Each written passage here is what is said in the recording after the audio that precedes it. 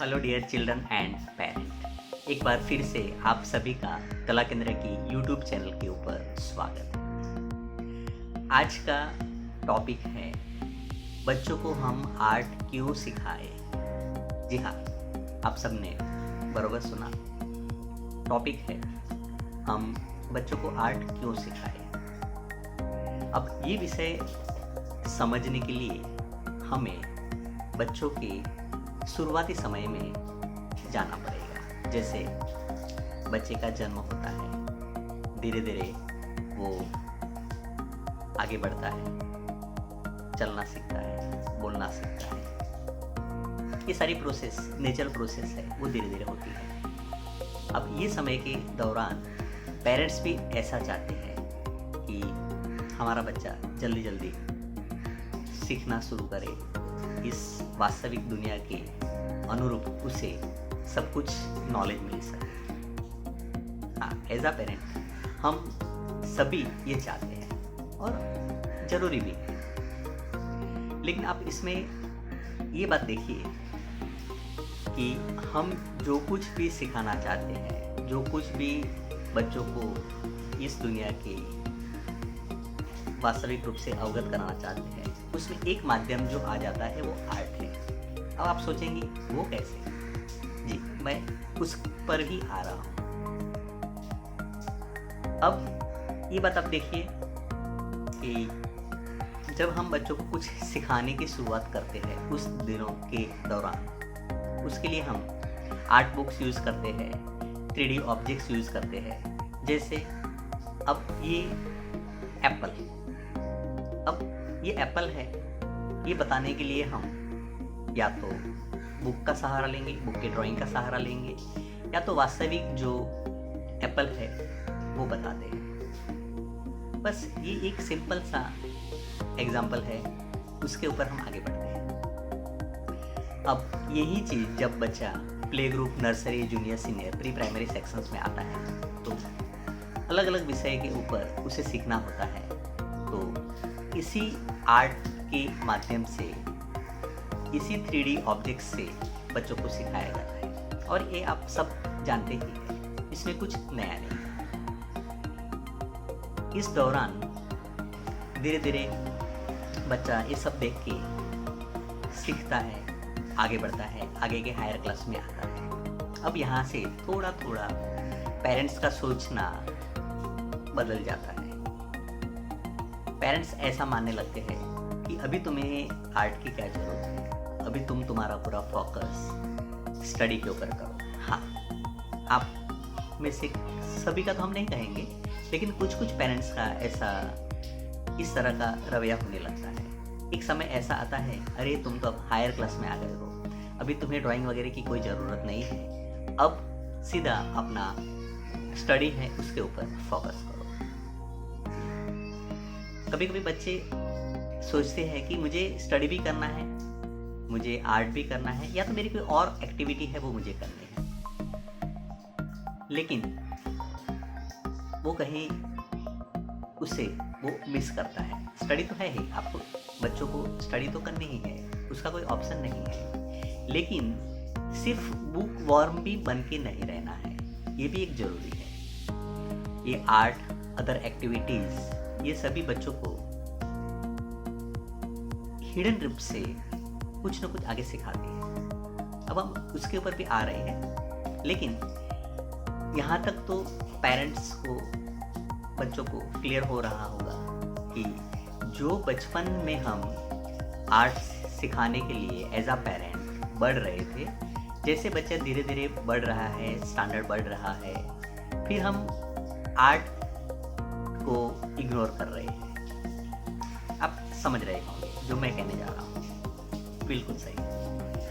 अब इसी के ऊपर से मैं आगे बढ़ रहा हूँ। जी, जैसे बच्चों को छोटे थे तभी आर्ट की ज़रूरत थी, वैसे ही जब वो हायर क्लास में आ रहे हैं तभी भी उनको आर्ट की ज़रूरत बिल्कुल है। वो कैसे, मैं आपको एक्सप्लेन करता हूँ। जैसे बच्चा 6th-7th में आ जाता है तो कुछ पेरेंट्स का, हम ऐसा तो नहीं कहते कि सभी पेरेंट, लेकिन कुछ पेरेंट्स उनका ऐसा मानना हो जाता है कि अब बच्चे को पूरा जो फोकस है वो अपनी स्टडी के ऊपर करना चाहिए। ये बात भी सही है कि जैसे जैसे स्टैंडर्ड बढ़ता है, बच्चों का स्टडी बढ़ता है, होमवर्क बढ़ता है, स्टडी लोड भी बढ़ता है।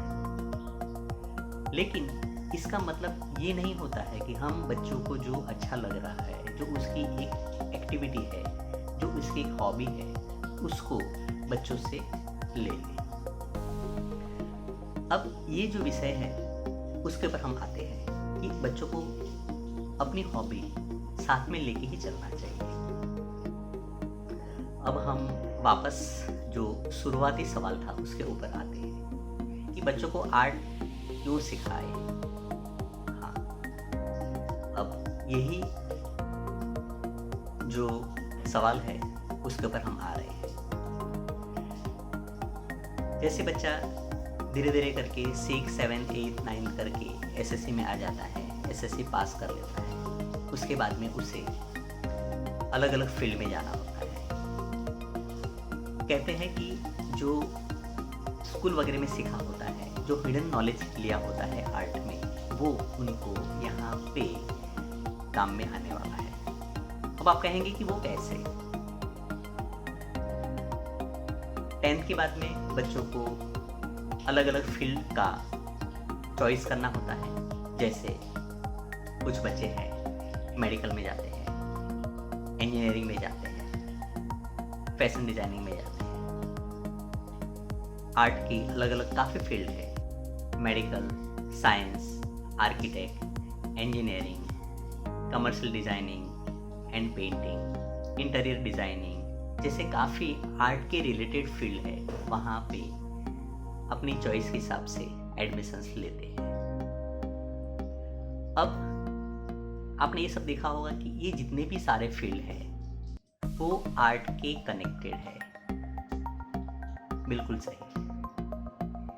बेसिक आर्ट वो हर फील्ड के अंदर जो मैंने अभी बताए वो सभी फील्ड में बेसिक आर्ट की ज़रूरत पड़ती है। बच्चों को जब बच्चे छोटे हो और उनको आर्ट सिखाए, उसका मतलब ये नहीं है कि उनको आर्टिस्ट बनाना है, और हर सब के लिए संभव ही नहीं है। लेकिन जब बच्चे छोटे थे, वो जो सीख रहे थे, हैंड ऑफ कंट्रोल ला रहे थे, क्रिएटिविटी में आगे बढ़ रहे थे, माइंड क्रिएटिव हो रहा था, उनका जो विजुअलाइजेशन था वो बढ़ रहा था, क्रिएटिविटी बढ़ रही थी, वो अब जब फील्ड चॉइस करते हैं तब वो फील्ड में वो कहीं ना कहीं यूज़ करने वाले हैं। उस टाइम पे बच्चों को बेसिक ड्राइंग क्या है वो सीखना नहीं पड़ेगा। क्रिएटिविटी उनमें पहले से ही मौजूद होगी, तो जाहिर है कि जो उन्होंने सीखा था, आपने उनको जो सपोर्ट किया था, वही चीज़ें अब वो उनको उनके हायर क्लास में काम में आने वाली है। जैसे आप देखें, मेडिकल में जाते हैं, साइंस में जाते हैं, इंजीनियरिंग में जाते हैं, तो वहाँ पे काफ़ी डायग्राम्स होते हैं, काफ़ी प्लान्स, एलिवेशंस वगैरह बनाने होते हैं। तो ये सब चीज़ों में आप देखते हैं तो ड्राइंग है ही, आर्ट है ही। जब बच्चा छोटा था तभी हमने आर्ट सिखाना शुरू किया।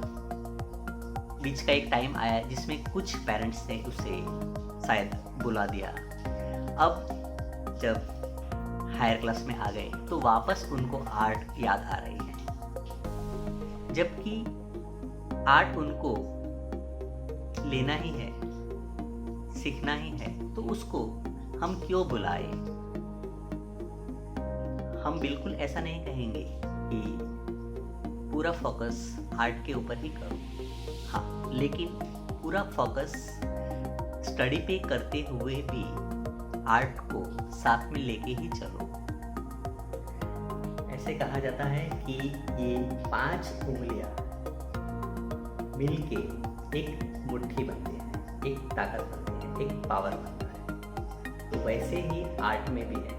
आर्ट में भी कुल 5 स्किल्स है, 5 पावर्स है जो मिलके एक ताकत बनाती है, एक पावर बनाते हैं। वो 5 चीज़ें हैं: hand of control, concentration, visualisation, creative mind and hard working. ये 5 चीज़ों को, 5 स्किल्स को आर्ट इम्प्रूव करती है। हमारे टॉपिक को और बेहतर रूप से समझने के लिए हम ये हमारे बच्चों के बनाए हुए आर्ट के ऊपर खड़े हुए हैं। आप देख सकते हैं यहाँ पे छोटे छोटे बच्चों ने जो ड्राइंग्स बनाए हुए हैं। अब जब ये बच्चे ड्राइंग्स बना रहे हैं तो साथ साथ में जो मैंने आपको 5 स्किल्स बताई है, hand of control, concentration, visualisation, creative mind and hard working, ये पांचों की पांचों स्किल्स है वो उनकी इम्प्रूव होती है, डेवलप होती है। तो आर्ट से हम ये कुल 5 स्किल्स को और बेहतर रूप से इम्प्रूव कर सकते हैं। कला केंद्र की पास आउट स्टूडेंट्स आज काफ़ी अलग अलग क्षेत्र में, अलग अलग फील्ड में बड़े हुए हैं। कुछ डॉक्टर्स बने हैं, इंजीनियर्स बने हैं, आर्किटेक्ट बने हुए हैं। तो उसमें से कुछ बच्चों का अपना एक्सपीरियंस जो उनको उनके फील्ड में कैसे काम में आया था और आज भी शायद वो आ रहा है, वो मैं आपसे शेयर करना चाहूँगा। हेलो एवरीवन, मेरा नाम कौशल है और मैंने कला केंद्र ड्राइंग एंड आर्ट इंस्टीट्यूट से कोचिंग लिया है for almost 9 years and starting from senior KG drawing एक धीरे धीरे एक हॉबी बन गया था। और जनरली सब सोचते हैं कि ये सारे एक्स्ट्रा करिकुलर एक्टिविटीज़ में आता है, पर इनका वैल्यू ज़्यादा लोग नहीं समझते। हॉबी की तरह नहीं सोचना चाहिए हमें आर्ट एंड क्राफ्ट को, ड्राइंग को। ये एक ऐसी चीज़ है जो ब्रेन को शार्प करती है, अट्रैक्टिव करती है, नए आइडियाज़, नए व्यूज़, नए परसेप्शन, या बोल सकते हैं एक कम्प्लीटली एक अलग पॉइंट ऑफ व्यू मिलता है किसी के भी दिमाग को, या फिर कोई भी चीज़ सोचने समझने के लिए। बहुत बहुत वेरिएशंस है, शेप्स, साइज़, कलर्स, प्रपोर्शंस और बहुत कुछ। ये ऐसी चीज़ है जो लाइफ टाइम कोई भूल नहीं पाता है।